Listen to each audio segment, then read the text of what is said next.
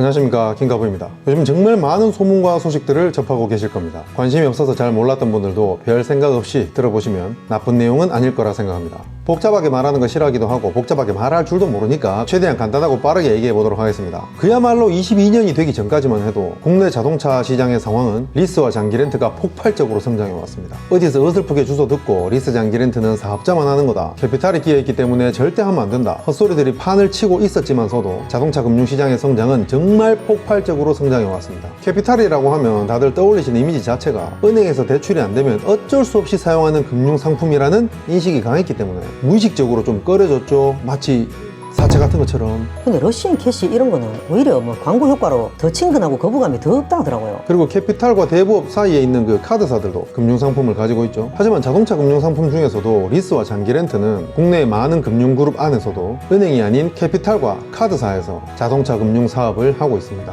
신용대출 막 10% 20% 때리는 이런 캐피탈 대출 부서가 아니라 자동차 금융은 아예 부서 자체가 다른 거라고 생각하시면 되겠습니다. 아무튼 간에 이제 사람들이 경험이 쌓이고 분석력이 생겨가면서 자동차라는 상품 자체가 재산으로 인식되기보다는 소모품으로 인식을 하게 되다 보니까 돈 다 주고 안 사고 내가 쓸 만큼만 쓰고 그 기간만큼만 그 비용을 지불하게 되는 리스나 장기 렌트 상품에 눈을 들이게 되었다는 건데, 간단하게 말하면 정수기 렌탈 같은 거예요. 좀 침대하고 TV도 렌탈하고 그러더만요. 뭐 어쨌든 그런 식으로 되어 간다는 거죠. 근데 나중에 완전한 자율주행 생기면 기차 선로처럼 막 길 다 깔리고 자동으로 차 왔다 갔다 막 해피고 이동하는 데 대한 비용만 잠깐 내고 이렇게 타는 거지, 자동차 자체를 즐기려면 서킷을 가지 않으면 안 되는 뭐 그런 미래가 진짜 조만간 올 것 같긴 합니다. 맞죠? 결론으로 바로 가겠습니다.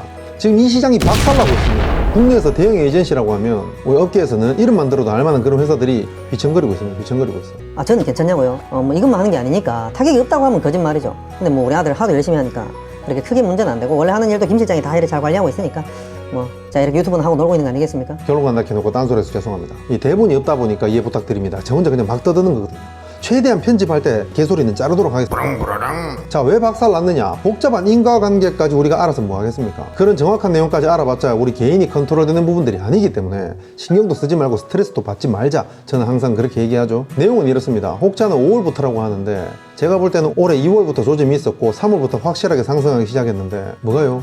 금리가. 킹카포는 항상 금리 신경 끄고 월 납류만 보라고 해놓고 왜 금리를 어쩌고저쩌고 하느냐? 일단 금리가 기본 베이스로 깔려있고 거기에 영향을 받는 거잖아요. 다른 작은 세부적인 사항들, 변수들을 소비자가 고려할 때는 금리가 절대적인 지표가 될 수가 없으니까 항상 그렇게 말해왔던 겁니다. 어쨌든 세계적인 정세나 국내 정세나 어쨌든 간에 우리는 모르겠고 금리가 폭등했다는 게 자동차 시장이 직면한 가장 큰 틀의 지금 문제입니다. 3,600만원짜리 그랜저 60개월에 2만 킬로 무보증으로 했을 때, 무보증으로 했을 때 52만원에서 55만원 정도 하던 게 지금 70만원 그냥 우습게 넘어가 버립니다. 은행 금리 보면 이렇게까지 오른 건 아닌 것 같은데 싶죠. 자동차 금융상품은 변동금리가 아니라 고정금리이기 때문입니다. 전세대출 이자 같은 거 30만원씩 내시던 분들은 한 35만원 내시던 분들 지금 70만원 넘으셨을 거예요.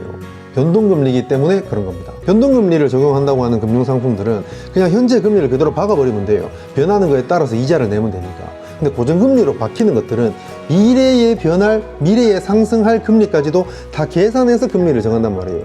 그러니까 지금 5, 6%면은 미래에 한 12%까지 올라갈까지 계산해서 8%, 9%로 된다, 이런 얘기입니다. 그러니까 현재 고정금리로 적용되는 뭐 대출 상품이나 자동차 금융이나 이런 것들이 이렇게까지 비싸다는 건 앞으로도 오른다는 얘기죠. 제 예상인데 절대 장담 못합니다. 내년 가을까지는 계속 오른다고 보기 때문에 차를 살 거면 빨리 사고 아니면 1년이나 존버해라 뭐 이런 얘기를 하는 거예요, 제가. 어쨌든 이 고정금리라는 것이 자동차 금융상품의 가격이 폭등한 이유라는 겁니다. 이제 요즘 차 살 때는 일시불 말고 금융상품을 이용하면 엄청나게 엿먹어 버린다는 건 이해가 되셨을 겁니다. 근데 일시불할 돈이 있는데도 영향을 받는 사람들이 있어요.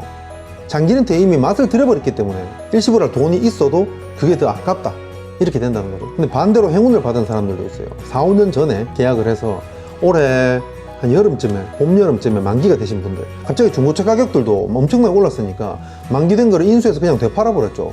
전혀 돈이 남을 상황이 아니었는데 돈이 남아버리는 상황이 온 거죠. 근데 이제 그것도 안 됩니다. 중고차 딜러들은 돈이 썩어나서 매입을 할까요? 똑같이 캐피탈 대출해가지고 매입하고 판매를 하는 거예요. 매입을 했는데 차가 빨리 안 팔리면은 이자가 또 불어나겠죠. 그리고 금리가 높으니까 대출을 많이 하기도 부담스럽겠죠. 그러니까 중고차로 매입하는 금액도 다시금 조금 내려가기 시작했다는 겁니다. 없어서 못 파는 자동차 시장 상황에서 호황을 좀 늘어보나 싶던 시기도 단 반년도 안 돼서 다 박살나고 있는 겁니다. 중고차 값은 올라가고 내 차를 중고차로 팔 때는 다시 또 똥값이 되고, 이런 상황이 올 거라고 누가 예상을 할 수 있었겠어요.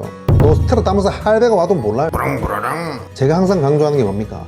효율적으로 사고를 해야 됩니다. 개인 인력으로 안 되는 거를 컨트롤하려 하지 말고 좀 신경 쓰고 스트레스 받고 하지 말라니까. 어차피 우리가 컨트롤 안 되는 거는 내려놓고 내가 할 수 있는 것만 신경을 써야 됩니다. 오케바리. 그러면 지금 차를 사야 되는 사람들은 어떻게 해야 되냐, 결론 나가기 전에 말로만 하기보다 이해가 확 되식으로 자, 숫자로 예를 들어 볼게요. 제가 금리 얘기하는 거 정말 안 좋아하지만 어쨌든 숫자로 얘기를 한번 해보겠습니다. 22년 2월 3월 이전까지만 해도 무보증으로 계약할 때 4에서 4.5%의 금리가 적용됐다면 지금은 10%가 넘어요.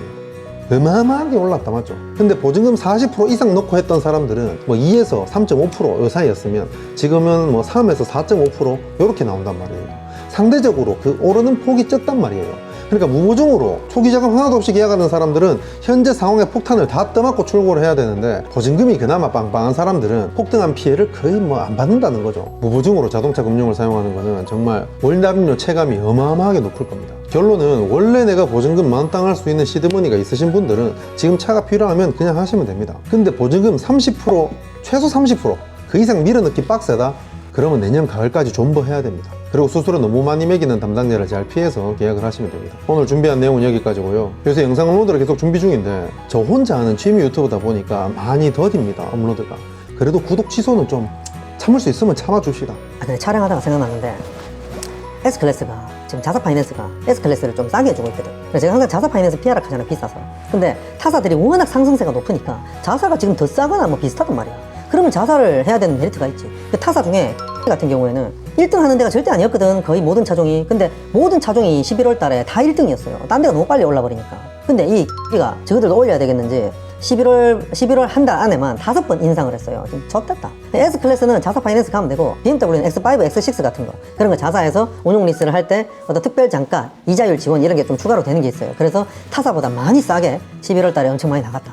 근데 온라인 에디션 있죠, X5, 6. 그것은 적용이 안 된다. 뭐 여러 가지 변수가 엄청 많아요. 그러니까 그거를 다 내가 파악해서 결정하려고 하면 안 돼요. 이거는 편의점에서 과자 사는 게 아니야.